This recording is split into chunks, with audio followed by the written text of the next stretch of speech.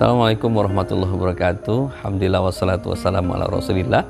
Wala hawla wala quwata illa billah. Asyhadu an la ilaha illallah wahdahu la syarikalah. Asyhadu anna Muhammadan abduhu wa rasuluhu la nabiyya ba'da amma ba'du. Ikhwatu iman yang dirahmati Allah Subhanahu wa taala, sahabat MK Ahmadiyah yang berbahagia. Di bulan Ramadan ini apa yang membuat kita semangat untuk melaksanakan ibadah puasa? Menahan makan, minum, syahwat dari sejak terbit matahari sampai terbenam matahari. Bukan 1, 2, 3 jam, bahkan lebih dari 10 jam. Di beberapa negara lebih dari 12 jam. Apa yang membuat kita rela melakukan hal tersebut? Kita tilawah, menahan ngantuk, baca, jatuh lagi. Kita terkadang nggak tahu ini bacaan sampai mana saking ngantuknya. Tapi kita rela berjuang untuk menghatamkan Al-Quran. Apa yang membuat kita juga bertahan untuk qiyamul lail, sholat di waktu malam?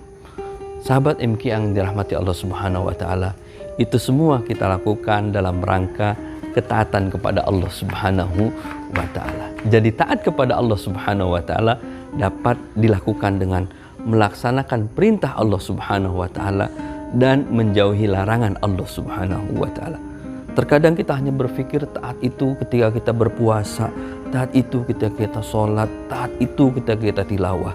Tapi sebenarnya taat juga ketika seseorang dilarang untuk berpuasa, seseorang dilarang untuk melaksanakan sholat, itu juga termasuk ketaatan kepada Allah Subhanahu wa taala. Itu juga termasuk rasa sikap ubudiyah kepada Allah Subhanahu wa taala. Khususnya bagi kaum wanita yang sudah mengalami haid atau menstruasi, maka seorang wanita dalam kondisi haid dilarang oleh Allah Subhanahu wa taala berpuasa walaupun puasa pahalanya banyak.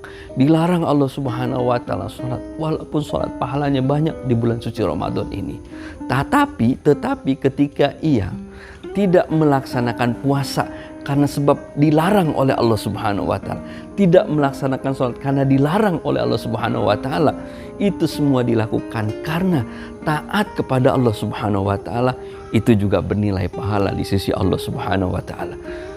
Rasulullah SAW pernah berpesan kepada kita semua, man sarrathu hasanatahu wa sa'atu sayyi'atahu. Siapa saja yang aktivitasnya kebaikan, dia bahagia dengan kebaikannya, dia sedih dengan keburukannya, kejelekan, aktivitas buruknya dengan maksiatnya, maka ia adalah seorang yang beriman kepada Allah Subhanahu wa taala.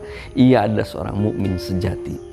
Jadi ketika seseorang, khususnya kaum ibu, tidak menjalankan, tidak melaksanakan ibadah puasa, tidak dapat melaksanakan sholat, qiyam, tarawih di bulan Ramadan karena disebabkan hal yang syar'i, karena memang dilarang oleh Allah Subhanahu wa taala, sesungguhnya itu juga termasuk taat kepada Allah Subhanahu wa taala yang pahalanya tentu bernilai luar biasa di sisi Allah Subhanahu wa taala. Jangan khawatir karena Allah Subhanahu wa taala sudah menetapkan semuanya sesuai dengan kemaslahatan manusia, sesuai dengan kodratnya. Demikian wallahu a'lam bishawab.